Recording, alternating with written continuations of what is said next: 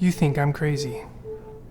No, it's just a lot to take in. Exactly what don't you understand? I mean, why couldn't you just use a smaller sensor? Oh, geez, why didn't I think of that? You think I didn't try everything to get shallow depth of field? With all these cameras out there right now, you never know what you're gonna get.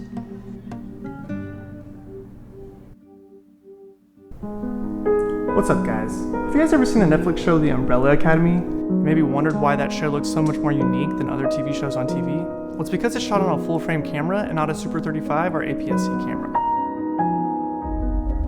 In October 1989, 43 women around the world gave birth. None of these women had been pregnant when the day first began. How much do you want for it? I have adopted 6 children,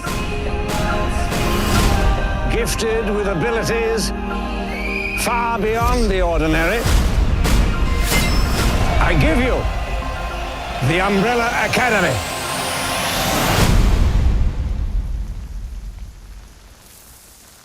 Does anyone wish to speak? It was a monster.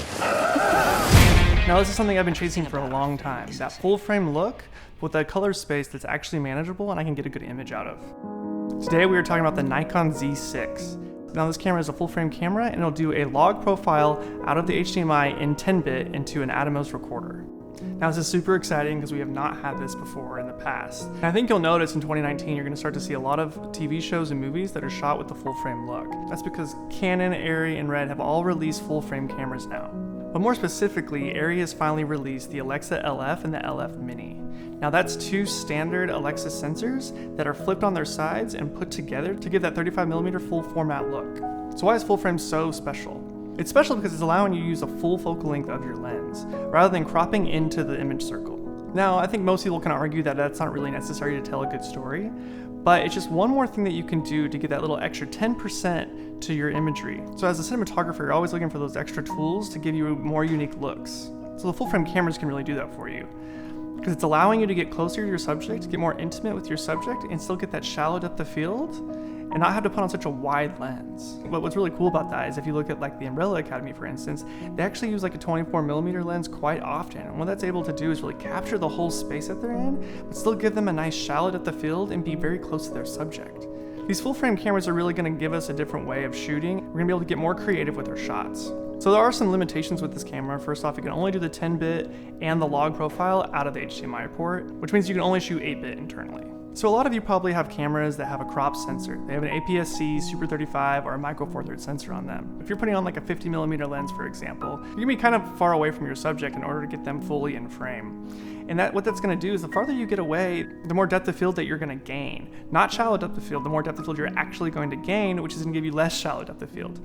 Which, not saying you always need shallow depth of field, but it is something that's really nice to have. You can isolate your subject in the frame. So if this was shot on a Super 35mm sensor, you'd be cropped in here.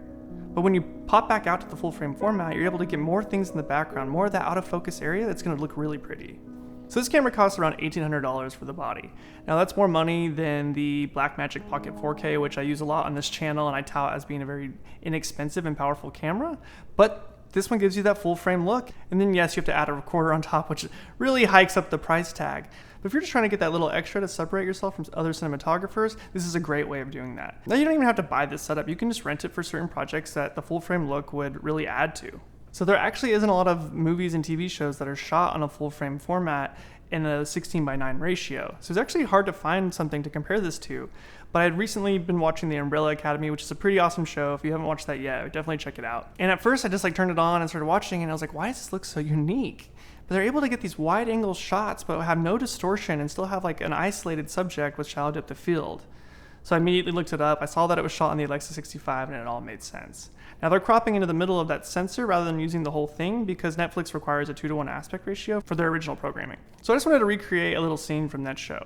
It's 2 characters talking in a loft, which That's easy for me because I have a loft and I shoot a lot of these videos inside this loft. So I didn't have the exact same set dressing, but I did my best just to kind of get that same visual look. So you can see what this full frame camera looks like in a cinematic environment. So what's great about a couple of these shots is that the wide shots are like these really kind of mega looking shots. Shots you don't see very often. It's because they're shooting on the full frame camera, but with like a tighter lens. So I use the 35mm lens at f1.4. So in order to light this, I wanted to give the illusion that there was a lamp hanging from the ceiling just like they did in the original shot. So I did something a little unconventional. I used the aperture 120D like I normally do. I put the light dome on it, but instead of facing the light dome at me, the subject, I flipped it around and pointed it right into my white wall.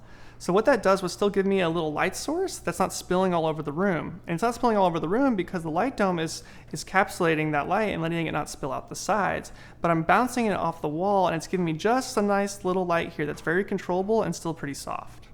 And I just did the same thing for the reverse. I just moved the aperture 120D around a little bit to still get that nice soft light, but with a really hard fall off into the dark room. So when I switched to close-up, I put on an old vintage Nikon lens, a 50mm at f1.8. So I was able to still be pretty close to meet the subject and get that really nice shallowed up the field. And of course, I had to add my cinema secret sauce, which is my Tiffin Black Pro Mist filter and a little haze in the background. Well, let me know if you have any more questions about full frame cameras and the differences between that and a regular Super 35 camera. And tell me if you like the look of the 35. Do you think it's something that you want to have in your tool bag to use as a cinematographer? Some people may not care as much, but I personally care a lot because I can just get closer to that subject and get more intimate with them. But something to be said is that you can get a similar shallowed up the field, you just have to have the right lenses. And right now, the fastest lens you can really get is a f.95. In order to get the same look that this camera can give you, you need to be even more wide open than that. So that's really the benefit of the sensor size. If you have any more questions or comments on this camera, just let me know in the comments below. And until next time, guys, I'm Spencer Sakurai. See ya.